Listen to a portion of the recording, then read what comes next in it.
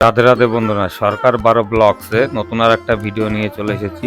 আজকে আমি এসেছি নদিয়া জেলার শ্রেষ্ঠ তীর্থধামে, যেখানে গৌরাঙ্গ মহাপ্রভু আবির্ভূত হয়েছিল। হ্যাঁ, আমি এসেছি নবদ্বীপ ধামে। এই নবদ্বীপ ধামে আজকে তোমাদের দেখাতে চলেছি 60 ফুট গৌরাঙ্গ মহাপ্রভুর বিগ্রহ। আর এখানেই আছে সেই গুপ্ত বৃন্দাবন এবং সমস্ত শ্রীকৃষ্ণ যে লীলা করেছিল গোপীদের নিয়ে, সমস্ত কিছু এই গুপ্ত বৃন্দাবনের নবদ্বীপ ধামে তুলে ধরা হয়েছে। তাই চলুন আজকে দেখে নিই সেই 60 ফুট মহাপ্রভুর বিগ্রহ মন্দিরে। দেখতে দেখতে আজকে সমস্ত কিছু আজকে জানতে পারবে এই ভিডিওর মাধ্যমে।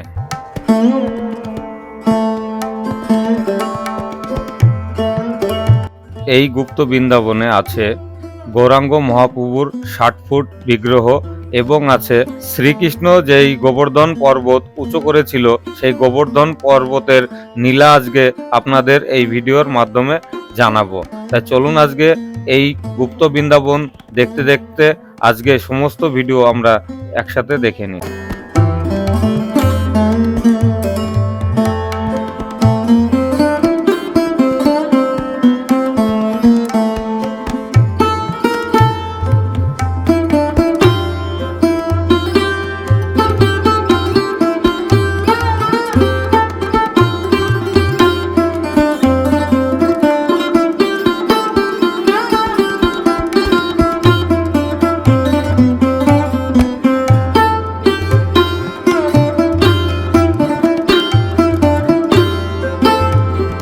আমরা চলে এসেছি 60 ফুট গৌরাঙ্গ মহাপ্রভুর বিগ্রহর সামনে। এই সেই নবদ্বীপের রাস্তা, আমাদের গাড়ি পার্কিং করা আছে পাশেই। আর এই সেই গেট, এই গেট দিয়ে আমরা ঢুকবো। ঢোকার আগে এই গেটে 10 টাকা টিকিট, কাউন্টার থেকে 10 টাকা দিয়ে টিকিট কাটতে হয়, তারপরে এই গেটে এন্ট্রি করতে হয়। তাই চলুন আজকে এই গেটে ঢুকে সর্বপ্রথম সেই গুপ্ত বৃন্দাবনের যে পাহাড়, সেই পাহাড়ের ভিতরে যে গুহাটা আছে, সেই গুহার ভিতর দিয়ে আমাদের ঢুকতে হবে। তারপরে চলুন আজকে গিয়ে তোমাদের সমস্ত কিছু ঘুরে ঘুরে দেখাই।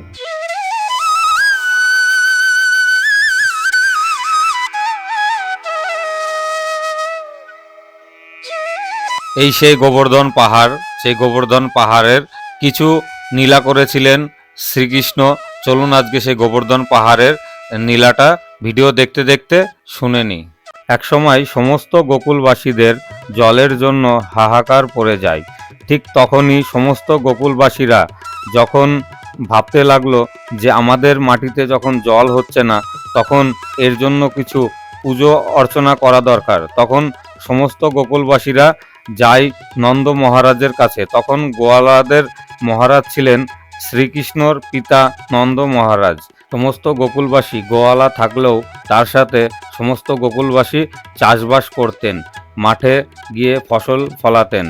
সমস্ত গোকুলবাসী যখন দেখলো যে মাঠে কোনো জলের কোনো সংখ্যা নেই, জলের খুব হাহাকার পড়ে গেছে, এইভাবে চাষ করব কি করে, তখন সমস্ত গোকুলবাসী এক হয়ে তখন নন্দ মহারাজের কাছে গিয়ে বললেন যে মহারাজ, যে মাঠে কোনো চাষবাস করতে পারছি না, জলের কোনো সম্ভাবনাই নেই, এর জন্য কিছু একটা করা দরকার। তখন নন্দ মহারাজ বললেন, তাহলে এক কাজ করা যাক, চলো সকল মিলে আমরা ইন্দ্রদেবের পুজো করি। কেন ইন্দ্রদেবী মেঘের রাজা, তাকে যদি পুজো করে সন্তুষ্ট করা যায় তাহলে তিনি আমাদের জলের কষ্টটা দূর করবেন।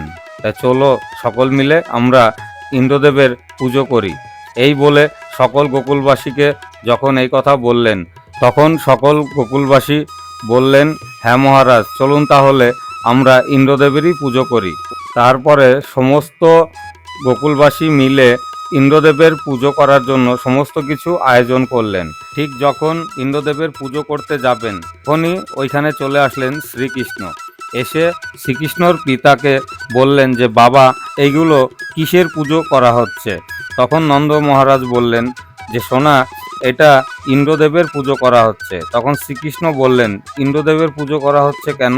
তখন নন্দ মহারাজ বললেন, সোনা, ইন্দ্রদেবের পুজো যদি করা হয় তাহলে পরে ইন্দ্রদেব আমাদের জল বৃষ্টি থেকে উদ্ধার করবেন। কেননা জলের যেই সংকট লেগেছে, এক ইন্দ্রদেবী পারে আমাদের মেঘ জল দিতে। তখন শ্রীকৃষ্ণ বললেন যে পিতা, তোমরা যদি এই ভগবানকেই মানো, যেই ভগবান ভক্তের সংকটের সময় পাশে দাঁড়ায় না, তাকে পুজো না করলে সে জল বৃষ্টি দেয় না, তাকে তোমরা ভগবান বলে মানোই বা কী করে?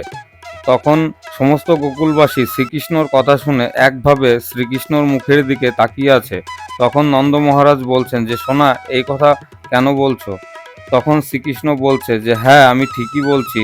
যেই ভগবানকে পুজো দিয়ে কখনো কোনো ফল পাওয়া যায় না, সেই ভগবানকে পুজো দিয়ে কী লাভ? যদি দিতে হয় তাহলে গোবর্ধন পর্বতকে পুজো করো। তখন সমস্ত গোকুলবাসী বলছে এই কথা বললে ইন্দ্রদেব রেগে গিয়ে আমাদের ইন্দ্রদেবের হাতে যেই বজ্র, সেই বজ্রর কারণে আমাদের সংকট আসতে পারে। এর জন্য আমরা ইন্দ্রদেবের পুজো প্রত্যেক বছর আমরা করে থাকি, যেন আমাদের সবসময় জল বৃষ্টি ঠিক টাইম মতোই দেয়। তখন শ্রীকৃষ্ণ বললেন, না বাবা, পুজোই যদি করতে হয় তাহলে গোবর্ধন পর্বতের পুজো করা ভালো, যে সবসময় আমাদের পাশে ঢাল হয়ে দাঁড়িয়ে থাকে, রাক্ষসের হাত থেকে আমাদের সবসময় বাঁচায়। পুজো যদি করতে হয় তাহলে গোবর্ধন পর্বতকেই পুজো করা ভালো। তখন সমস্ত গোকুলবাসী শ্রীকৃষ্ণর কথা শুনে তখন একমত হয়ে বলল যে চলো তাহলে আমরা গোবর্ধন পর্বতেরই পুজো করি। তখন সমস্ত গোকুলবাসী যত পুজোর সরঞ্জাম ছিল সমস্ত কিছু নিয়ে গেল সেই গোবর্ধন পর্বতের দিকে। তারপরে যখন গোবর্ধন পর্বতের পুজো করতে লাগলেন, ঠিক সেই সময় ইন্দ্রদেবের কানে খবর দেয় বরুণদেব।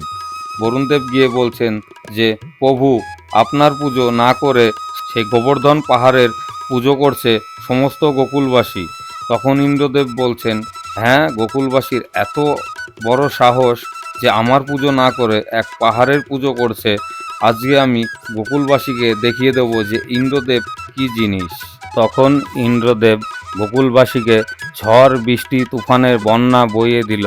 তখন সমস্ত গোকুলবাসী যখন ছুটাছুটি করছে এদিক ওদিকে, জলে ডুবে যাচ্ছে, তখন শ্রীকৃষ্ণ কি করলেন, গোবর্ধন পর্বত বাঁ হাতের কেনিনগের ওপরে তুলে সমস্ত গোকুলবাসীকে ডাকতে লাগলেন যে সমস্ত গোকুলবাসী চলে আসো, এই গোবর্ধন পর্বতের নিচে সবাই আশ্রয় নাও। তখন শ্রীকৃষ্ণকে দেখে সমস্ত গোকুলবাসী গোবর্ধন পর্বতে সবাই গিয়ে আশ্রয় নেয়। শ্রীকৃষ্ণ তখন মনে মনে ভাবছেন যে ইন্দ্রদেব দেখি ওর কত অহংকার আছে, আজকে আমি ওর অহংকার না দেখে ছাড়ছি না। তখন ইন্দ্রদেব আরও বেশি করে ঝড় বৃষ্টি তুফান দিতে লাগলেন। যখন কৃষ্ণ মুচকি মুচকি করে হাসছে আর ওই গোবর্ধন পর্বতের নিচে দাঁড়িয়ে বাঁশি বাজাচ্ছে, তখন ইন্দ্রদেব আরও রেগে গিয়ে আরও বেশি ঝড় বৃষ্টি তুফান তুলে দিচ্ছে। যখন ইন্দ্রদেব ঝড় বৃষ্টি দিতে দিতে যখন আর পারল না, তখন ইন্দ্রদেব নিচে নেমে এসে তখন শ্রীকৃষ্ণর কাছে ক্ষমা চায় যে প্রভু, আমার ভুল হয়ে গেছে, আমার আর কোনো দিনই এই ধরনের আচরণ আমার গোকুলবাসীর ভক্তদের ওপরে হবে না।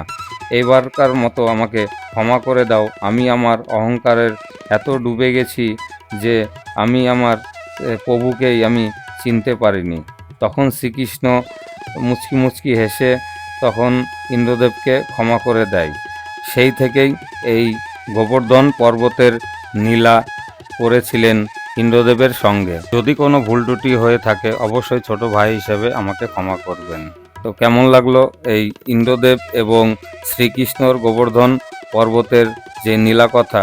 যদি এই নীলা কথা ভালো লাগে অবশ্যই একটা লাইক করে এবং ভিডিওটা পাশে একটা কমেন্ট করে অবশ্যই করে জানাবেন। আর দেখতে থাকুন, আজকে দেখবেন খুবই সুন্দর এই পুরো এই মন্দিরটা তোমাদের ঘুরে ঘুরে দেখাবো। খুবই সুন্দর জায়গা। আপনারা যে আসতে চান অবশ্যই করে নবদ্বীপ স্টেশনে যদি আসেন তাহলে স্টেশন থেকে আপনি একটা টুকটুকি ভাড়া করে নেবেন, তাহলে 10 থেকে 20 টাকার মধ্যেই আপনি এই মন্দিরে চলে আসতে পারবেন।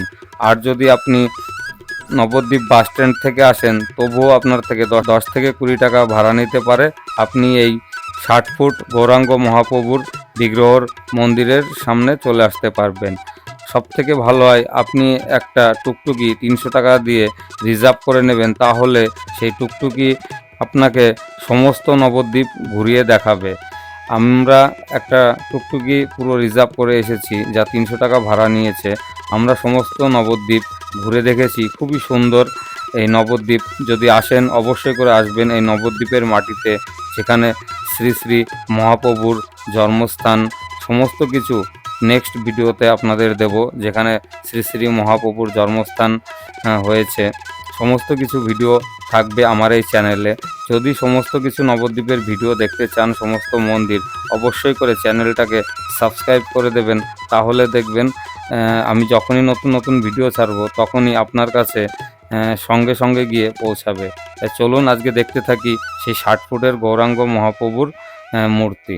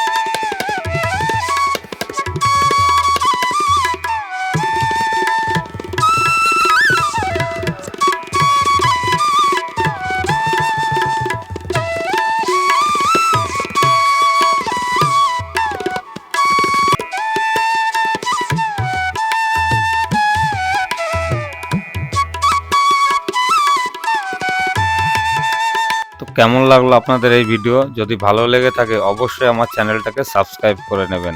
তো আজকের মতো এটুকুই, দেখা হবে আপনাদের সাথে নেক্সট কোনো ভিডিওতে।